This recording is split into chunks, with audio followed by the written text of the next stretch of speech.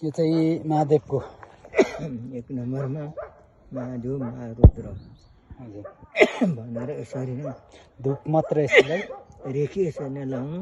हजुर पाँचवटा 5वटा चारवटा अँ, अनि कुण्डो बनाएर यसरी दुध चढाउनु दुध होइन। हजुर त्यसपछि अक्षतापाती, त्यसपछि खिर नैवेद्य, अनि महादेव महारुद्र भनेर धुप लगाउने। महादेव यो 1 नम्बरमा। 2 नम्बरमा गैडो गैया गैँडो गैया गैडो गैया हजुर यिनीहरू तल 2टा मूर्ति जस्ता बनाउन। त्यसपछि सब प्रक्रिया रेखा हान्ने 5 4 यसरी अगाडि पछाडि 5 दायाँ बायाँ 4 गोसाई गोसाई गोसाइनी यहाँ चाहिँ अनिवार्य कि अमलाको हाँगा कि पहेँलोको हाँगा पहेँलो धागोमा सतुई पलेपी राखेर यसरी झुन्ड्याइदिनुपर्छ। यसमा चाहिँ एउटा भाले एउटा पोथी एउटा भाले एउटा पोथी एउटा भाले एउटा पोथी एउटा भाले। त्यहाँ रक्तकुण्ड हुँदैन त्यहाँ हजुर महादेवले। त्यसपछि दोस्रो नम्बरमा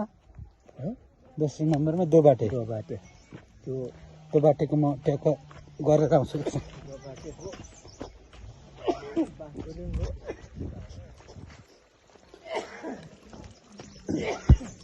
दोबाटेमा सेम प्रक्रिया बाँसको लिङ्गो ध्वजा पताका लायो। यसमा एउटा भाले सेम प्रोसेस सब।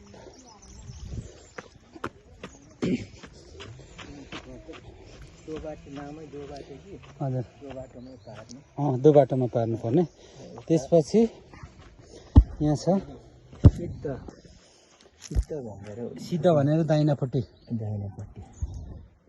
बायाँपट्टि यहाँ कोही पूजा है यो धुपबत्ती मात्रै दाहिनापट्टि चल्दैन।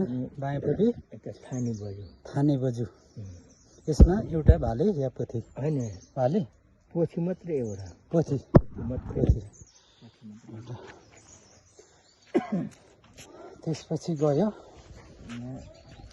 यहाँ 2टा ढोकाएर सिकाइ ढोकारे सिकारी दाहिनापट्टिको त्यसमा अन्डा। त्यसपछि बायाँपट्टि जलबुरुनी थलबुरुनी भन्छ।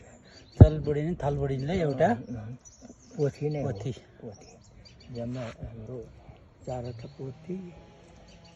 यहाँ 2टा भाले गयो नि होइन। दोबाटेसँग 3टा भाले गर्दाखेरि 7वटा चाहिन्छ। एउटा अन्डा। त्यसपछि यो बत्ती